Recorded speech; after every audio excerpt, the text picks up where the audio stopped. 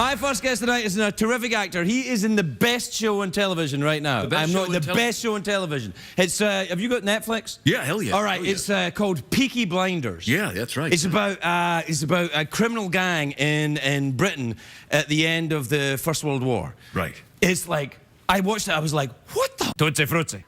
Yeah. This is like a. That's how they speak in Peaky Blinders. What the hell, man? I thought I'd try and sneak it in. Yeah, it didn't work. Anyway, Peaky Blinders seasons 1 and 2 are on Netflix. Take a look at this. That is a great show. Yeah. Cillian Murphy, everybody. Cillian Murphy.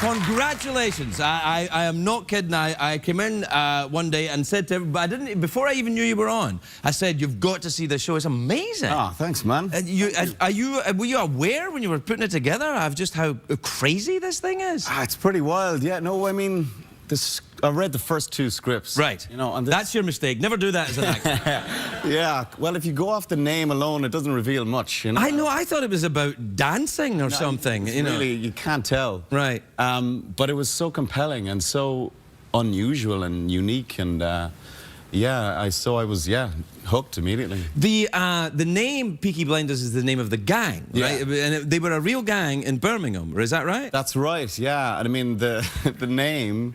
Kind of the clue is in the title, I guess, but they had these, you know, the peaked cap, which is like the uniform of the working class in Britain and Ireland, and so they used to sew razor blades into the peak of the cap, and that so that they could take your because they used to do that in Glasgow in the razor gangs. They would sew them into the lapel, so when you grabbed somebody, you'd lose your fingers. It's not pleasant. No, it's not, and that's why I moved into comedy. But what's interesting to me is you're Irish, clearly, and you play someone from Birmingham who's interacting with a lot of Irish people. Yes. Do you ever sit with an actor and think, that's not very good, that accent you're doing? Well, the thing about this was that everybody was doing different accents. Right. Like, I was doing Birmingham. The Irish characters were like, you know, the Annabelle Wallace who plays Irish, she's raised in Portugal. Sam Neill, he's a Kiwi, he's playing Belfast. Sam Neill's accent is great in this, isn't it? Yeah, he sounds a bit like Ian Paisley. Yeah, is that what he did? Is that what the accent he was looking at? I think he was going for a bit of that. Right. Yeah, fire and brimstone. It's really weird. It's such an odd show. It's like The Wire made by Kurosawa in Britain at the turn of the century. It's nuts. It's a great description. Well, it kind of is. It's just bananas. Yeah. And what I'm fascinated by as well is that it's a working class story. That's the thing. You see, I think in Britain, for ages, like the upper middle class and the aristocracy are so well represented in drama, but never really the working. Right, it's all Downton Abbey. I say, Charles, no, absolutely. Yeah, a lot of that. And the thing is, in America, the working class are kind of mythologized, you know, like in gangster shows, and so we hadn't really done that. So it was kind of, you know, it was time for that to happen, I think. And Winston Churchill is a character, not a sympathetic character in the show. Not really, no.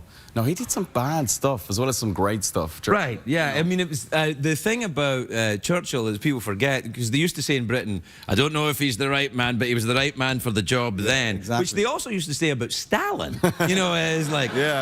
It's like to stop Hitler, you needed a kind of neutron bomb like that. But it was, it's an astonishing, because my grandfather hated Winston Churchill. Right. And you never got that because he put machine guns out in George Square in Glasgow when they thought there was going to be a revolution before the First World War, and then during and after. Yeah, he wasn't a very popular man in Ireland back then. Oh no, I suppose not. But I think in like my character, what my character sees in him in the show is that he did go to the trenches, and he did. He was. That's true. You know, he was the real deal. Yeah. So you got to hand that to him. But yeah, it's fascinating to have somebody like that as a main or a featured character in a show like that. You know, a major historical figure. Now, the character that you play is was he a real guy? Did he really exist? There was a Shelby family.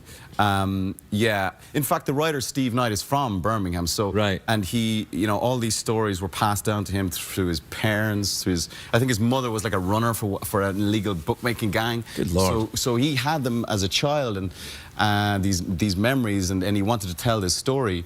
And so this family did exist, and he always used to remember them as being incredibly dapper, despite not having much money, and you know, and very fierce. And then he just, I suppose, expanded that and created. Right, and goes into his own roman à clef. Yes. Like, what about the horse riding? You do some. Is that you riding that horse? That is. It's not, is it? No. No. It is. It's a real horse. You see that? Yeah. Yeah. They do it right. Yeah. He's a real horse, and he was. Yeah, I had to do bareback.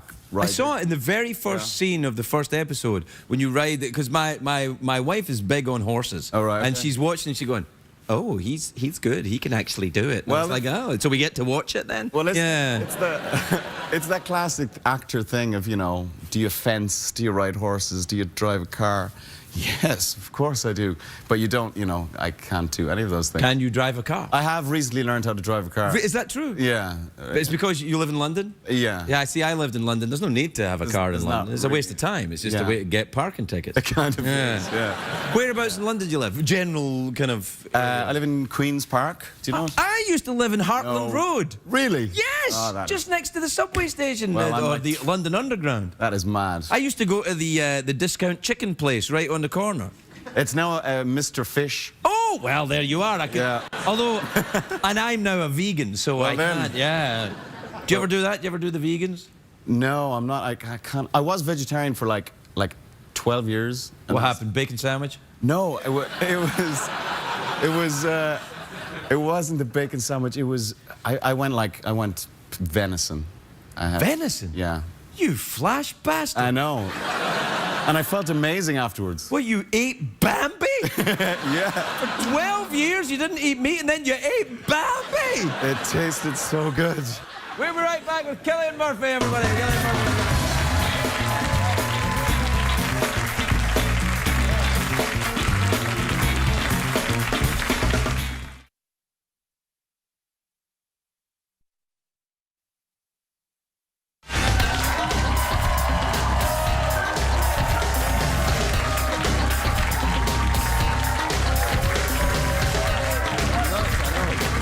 Welcome back, everybody. I'm here with Cillian Murphy, and we were talking about the Peaky Blinders, which is the best show on television, with the exception of all the great shows on CBS. But you still live in London. I do, yeah. And do you make the show in London, or do you make it in Birmingham? No, we don't make it in Birmingham because the Birmingham of that period was just doesn't exist anymore. It was bombed out of existence in the war, yeah. I suppose planning as well. Right. Raised a lot of it to the ground. So we shoot it in Manchester and Liverpool. Right. Because the accent, the Birmingham accent, is actually very hard. Yeah. It's one of those ones that people, if they get it slightly wrong, they go into Pakistani. Yeah. Or South African. Or South African is like, hello, I'm from Birmingham. How are you doing? Yeah, it's a tricky one. It's a tricky one. It is. And it's to sort of make it sound cool as well. Or not cool, but, you know, if you're a gangster, it's important to have some element of... Yes, not that we're for a moment suggesting that a life of crime is cool. No. Although we don't make movies about people who just live normal, happy lives. This is it. Do you ever read a script and go, nah, this guy's too much of a bastard, I can't do it? Yes, yeah. I mean, I think, and it's great fun playing like a down-the-line bad guy, but what's much more interesting is someone that's like a mixture of moral ambiguity. Oh, there you go. Yeah, and it seems to be that, like, that seems to be the way telly is moving. It's all about, like, you know, the sort of the anti-hero and... Well, I think television now is because most people that used to go and see thoughtful movies don't go and see thoughtful movies. They stay home and they watch thoughtful movies on television. Yeah. So it's kind of an interesting thing. So movies now are like, you know, shoot 'em up, rock and sock 'em, you know, or kids movies, which is fine. Yeah. You ever done one of them?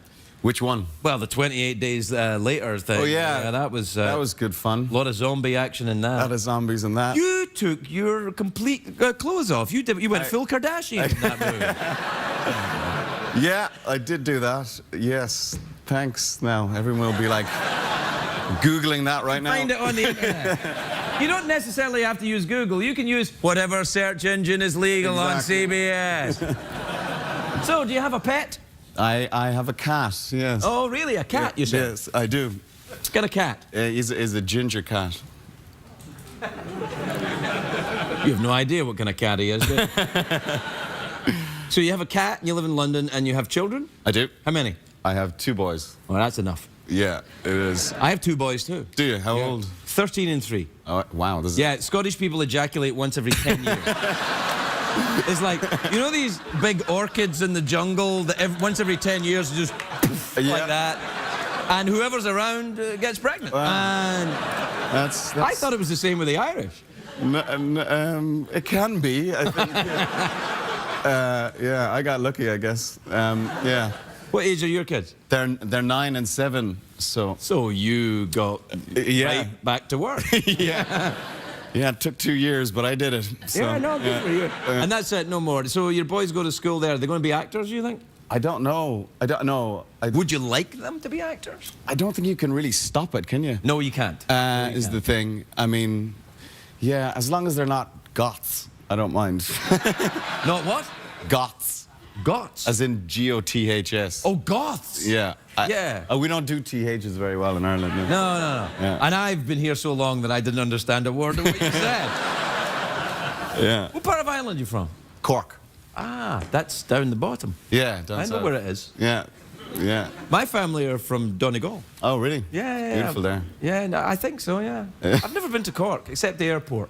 Haven't you? Yeah. It's second county in Ireland. It's very beautiful. There you are. Yeah, it's kind of like Birmingham, you know, the second city syndrome, but it's beautiful. Did you do theatre in that very swanky theatre in Dublin? What's it called? The Which one? There's that very famous theatre in Dublin. The Gaiety? Yeah, why not? The Abbey?